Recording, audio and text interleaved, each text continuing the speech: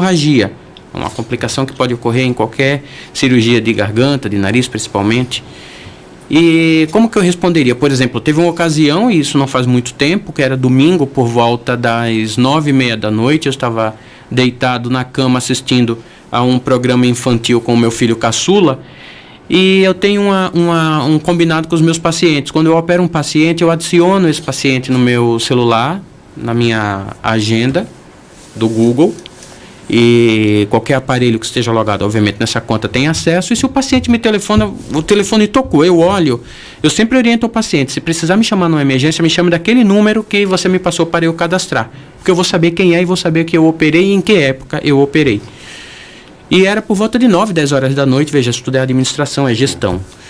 Eram as 9 horas da noite, eu estava com o meu filho e vi que o telefone desse paciente tocou, e quando eu atendi, eu disse: seu fulano? Aí era a filha dele, e disse: olha, Hélio, é a filha dele, e estamos correndo para o hospital porque teve uma intercorrência aqui, ele fez um esforço, enfim, foi teimoso, não fez a orientação que você tinha dado no pós-operatório, agora ele está com hemorragia. Foi uma questão de dar um pulo, né? Deixei, meu filho até se assustou, meu filho agora tem 10 anos, tinha 9, 8 para 9. E se assustou, eu imediatamente troquei de roupa, entrei no carro e me dirigi para o hospital, questão de 10, 15 minutos. O paciente estava chegando no pronto-socorro, eu estava chegando e já dizendo à recepção: pode mandar para o centro cirúrgico que eu vou revisar. E iniciamos uma cirurgia no domingo por volta de umas 10 da noite e fomos terminar às 3 da manhã. Nossa. Aí, pois é, uma revisão cirúrgica de uma hemorragia intensa, por um não cumprimento, digamos assim, de uma recomendação médica, cirurgia de nariz. Desvio?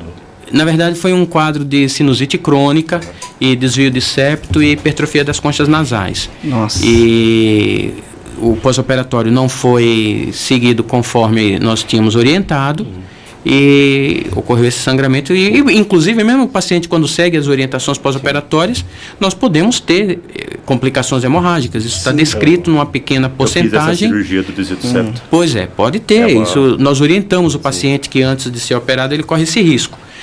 E, enfim, às 3 horas da manhã o paciente já tinha terminado o procedimento, estava super bem, e saiu muito bem, sem nenhuma lesão, sem nenhuma complicação mais séria, sem nenhuma sequela.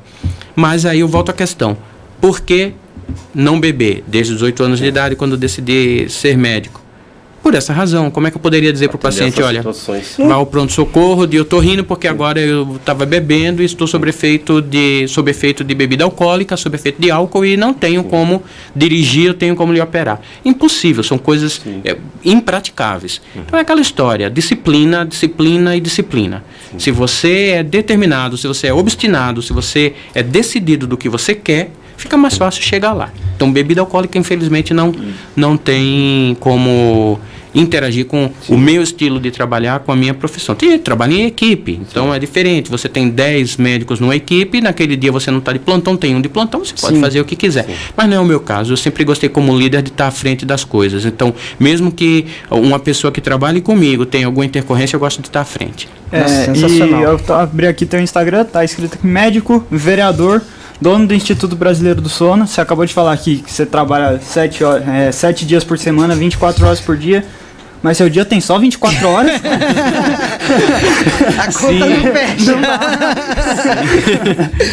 Sim. Tem a questão da gestão, não é?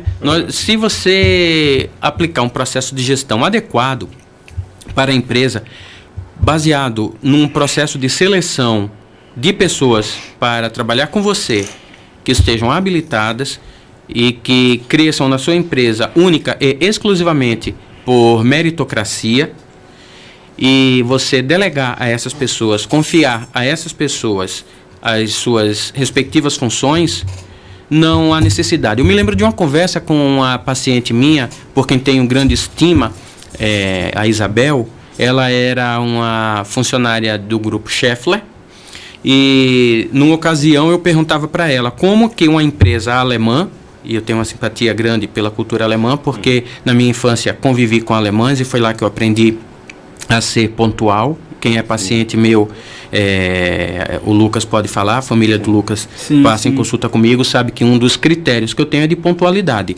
Uma consulta às 8h40 da manhã, ela não é às 8h40 8h41, tampouco às 8h39, ela é às 8h40.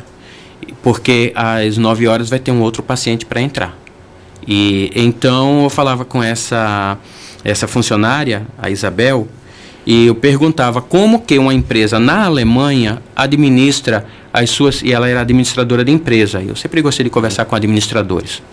E perguntava como que a empresa alemã conseguia administrar aqui no Brasil, mas principalmente ter a certeza de que não iria haver desvios, não iria haver corrupção, não iria haver uma quebra no compliance da empresa.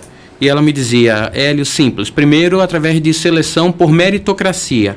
E segundo, você determina a meta. Vejam bem, se ela tem uma empresa, o grupo Schaeffler, em Sorocaba, tem que produzir X, se por um acaso não está produzindo X, duas questões estão ocorrendo provavelmente. Ou está havendo uma deficiência, uma insuficiência na produtividade, ou se a produtividade estiver adequada, estão desviando alguma coisa. Então, com um bom sistema de monitorização, você consegue fazer isso.